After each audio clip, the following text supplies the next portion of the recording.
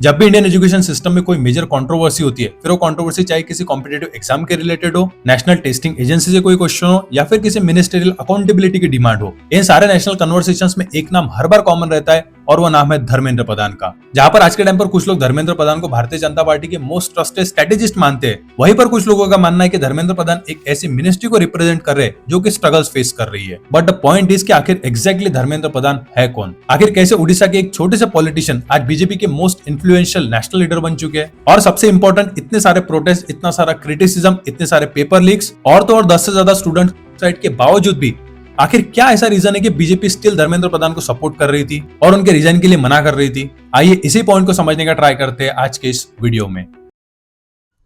इस पूरे वीडियो को बनाने के लिए हमने पार्लियामेंट्री रिकॉर्ड्स, इलेक्शन कमीशन का data, government documents, policy reports और इंडिपेंडेंट जर्नलिस्ट का जो डेटा था उसका यूज किया है ताकि हम एक रियल स्टोरी आपके सामने रख सके। इस वीडियो को बनाने के पीछे हमारा कोई इंटेंशन नहीं है किसी भी पर्सन को डिफेंड या फिर उन्हें प्रोसिक्यूट करने का। हम बस एक रियलिटी आपके सामने रखना चाहते हैं। इसलिए इस वीडियो को आधा देखकर कोई भी डिसीजन या फिर कमेंट करने से पहले एक बार वीडियो पूरा देख जरूर लेना।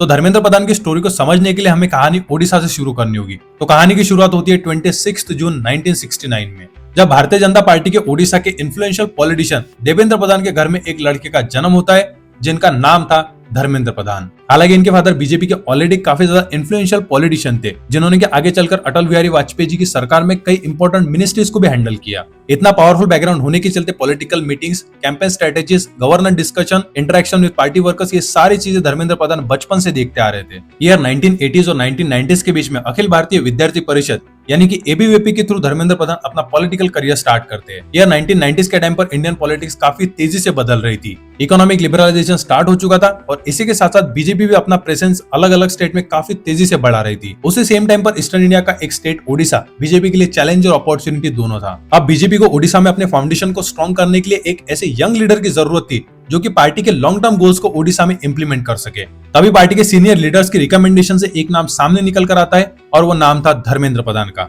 ईयर 1990 से लेकर ईयर 2003 तक Dharmendra Pradhan single handedly BJP youth wing की जिम्मेदारी अपने कंधों पर लेते हैं और ओडिशा में बीजेपी की फाउंडेशन को स्ट्रॉन्ग करते हैं। जिसके बाद साल 2004 में इन्हें ओडिशा के देवघर कंस्टिट्यूएंसी से लोकसभा के लिए इलेक्ट किया जाता है और यही से पहली बार धर्मेंद्र प्रधान की पार्लियामेंट में एंट्री होती है, जिसके चलते उन्हें नेशनल विजिबिलिटी मिलती है। इसके बाद अगले कई सालों तक इनकी स्ट्रेंथ को देखते हुए पार्टी की तरफ से इन्हें अलग अलग स्टेट में पार्टी एक्सपेंशन और इलेक्शन मैनेजमेंट ऐसी रिस्पॉन्सिबिलिटीज दी गई। धर्मेंद्र प्रधान के कंटिन्यूअस एफर्ट्स और इफेक्टिव स्ट्रेटेजीज के चलते ये अब सेंट्रल लीडरशिप के नजर में आ चुके थे। इनके इन्हीं इफेक्टिव स्ट्रेटेजीज को देखते हुए इन्हें आगे चलकर कई इंपॉर्टेंट मिनिस्ट्रीज भी दी गई, जैसे कि पहले एनर्जी और उसके बाद एजुकेशन। हर पॉलिटिशियन के लाइफ में एक टाइम ऐसा जरूर आता है जब उसे सिर्फ इलेक्टेड रिप्रेजेंटेटिव की जगह एक नेशनल रिकॉग्निशन बनने का मौका मिलता है और धर्मेंद्र प्रधान की पॉलिटिकल करियर में ये टाइम आया साल 2014 में, जब करीब 30 साल के बाद Bharatiya Janata party full majority के साथ लोकसभा इलेक्शन जीतकर अपनी गवर्नमेंट फॉर्म करती है। बीजेपी की ये जीत बीजेपी के न्यू इंटरनल पॉलिटिकल स्ट्रक्चर की शुरुआत थी। अब टाइम आ गया था बीजेपी के ऐसे लीडर्स को रिकॉग्नाइज करने का जो कि पिछले कई सालों से अलग अलग स्टेट में बीजेपी को एक्सपांड और एस्टेब्लिश कर रहे थे और इन्हीं सभी लीडर्स और पार्टी वर्कर्स में एक नाम था धर्मेंद्र प्रधान का।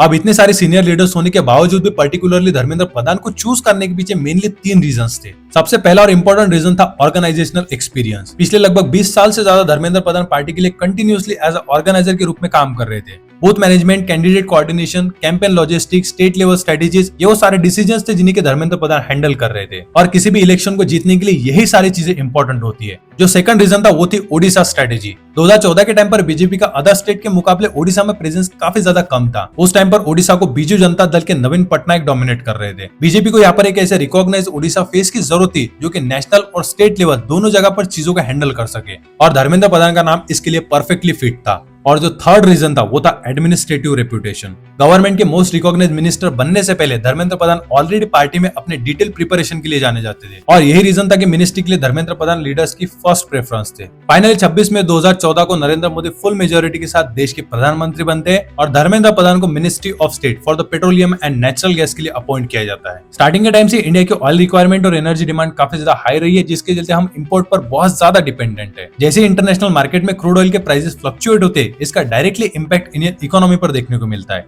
और उस टाइम पर भी यही हो रहा था। क्रूड ऑयल के प्राइस के फ्लक्चुएशन के चलते इंडिया में पेट्रोल और प्राइस के प्राइसेस सडनली काफी ज्यादा बढ़ रहे थे, जिसके चलते इन्फ्लेशन भी काफी ज्यादा बढ़ रही थी। और इसी रीजन के चलते अब ये गवर्नमेंट के लिए इकोनॉमिकल इशू नहीं बल्कि जियोपॉलिटिकल इशू बन चुका था। इन्हीं सभी प्रॉब्लम्स को देखते हुए गवर्नमेंट सबसे पहले तो एलपीजी सिस्टम और डिस्ट्रीब्यूशन को लेकर रिफॉर्म लाती है। इस रिफॉर्म के अंडर गवर्नमेंट ने सबसे पहले तो डीबीटीएल यानी कि digital benefit transfer for LPG system को एस्टेब्लिश किया, जहां पर इससे पहले कंज्यूमर को सब्सिडाइज सिलेंडर सेल किया जा रहा था, वहां पर अब कंज्यूमर को सिलेंडर मार्केट प्राइस पर सेल किया जाने लगा और जो सब्सिडरीज का अमाउंट था वो डायरेक्टली कंज्यूमर के अकाउंट में डिपॉजिट होने लगा। इससे हुआ है कि जो डुप्लीकेट बेनिफिशियरीज थे उनका नंबर कम हुआ और इसी के साथ ट्रांसपेरेंसी भी काफी ज्यादा बढ़ गई। बीजेपी गवर्नमेंट और धर्मेंद्र प्रधान के लिए जो सेकंड स्कीम सबसे ज्यादा इफेक्टिव साबित हुई वो थी प्रधानमंत्री उज्ज्वला योजना। इस स्कीम के अंडर लाखों इकोनॉमिकली वीकर हाउसहोल्ड्स को एलपीजी कनेक्शंस प्रोवाइड किए गए। ये स्कीम इतनी ज्यादा इफेक्टिव साबित हुई कि 2016 से लेकर 2026 तक आज के टाइम पर भी प्रधानमंत्री इस स्कीम की बात करते हैं। अब इस पॉइंट ऑफ टाइम तक धर्मेंद्र प्रधान इंडिया के लार्जेस्ट वेलफेयर प्रोग्राम स्कीम का फ्रंट फेस बन चुके थे,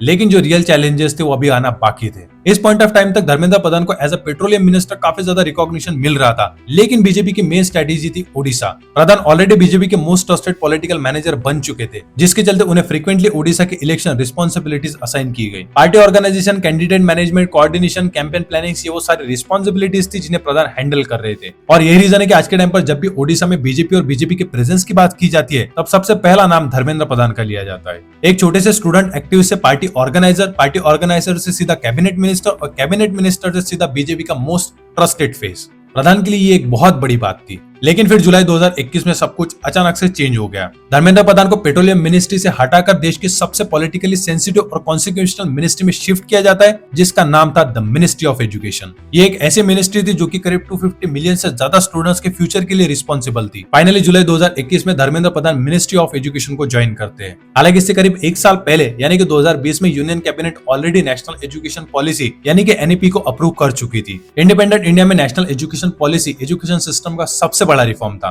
जिसके through government school education, higher education, teachers training, skills development, इन सारी चीजों पर फोकस करने वाली थी। यहाँ पर गवर्नमेंट का पर्टिकुलरली एम ये था कि जो old national policy on education 1986 है उसे न्यू एजुकेशन पॉलिसी 2020 से रिप्लेस किया जा सके। धर्मेंद्र प्रधान के मिनिस्ट्री ज्वाइन करने के बाद करीब एक साल तक इसी पॉलिसी के रिलेटेड कन्वर्सेशन चल रहे थे, लेकिन फिर अचानक से कन्वर्सेशन पॉलिसीज की जगह एग्जामिनेशन पर शिफ्ट हो जाते हैं। आज के टाइम पर इंडिया दुनिया के सम ऑफ द लार्जेस्ट एग्जाम को कंडक्ट कराता है, जिसके लिए लाखों स्टूडेंट्स अपीयर होते हैं और इतने हाई लेवल्स पर इन एग्जाम को मैनेज करना ऑलरेडी एक बहुत बड़ा चैलेंज है। और इसी प्रॉब्लम को देखते हुए साल 2018 में नीट, जेईई और भी ऐसे कई एग्जाम्स को कंडक्ट करने के लिए एनटीए यानी कि नेशनल टेस्टिंग एजेंसी को बनाया गया था। इसके बाद फाइनली साल आता है साल 2024।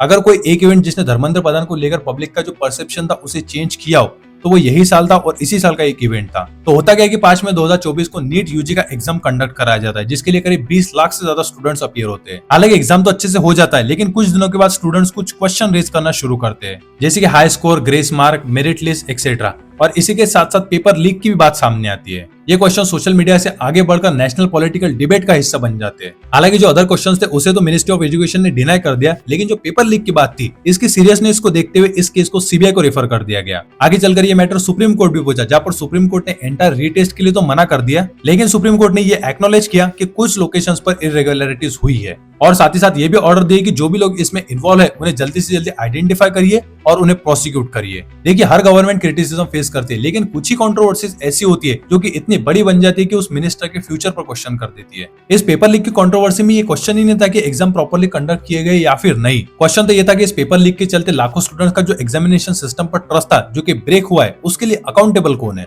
अपोजिशन का क्लियर कहना था कि education minister had to take the responsibility. अब इसके बाद 2026 में फिर से एक और बार पेपर लीक होते हैं, लेकिन इस बार मैटर बहुत ज्यादा सीरियस था, क्योंकि अभी तक लगभग 10 से ज्यादा स्टूडेंट ऑलरेडी सुसाइड कर चुके थे और इसी रीजंस के चलते देश के अलग अलग राज्यों में अचानक से प्रोटेस्ट स्टार्ट हो गए और धर्मेंद्र प्रधान के रिजाइन की मांग होना शुरू हो गई।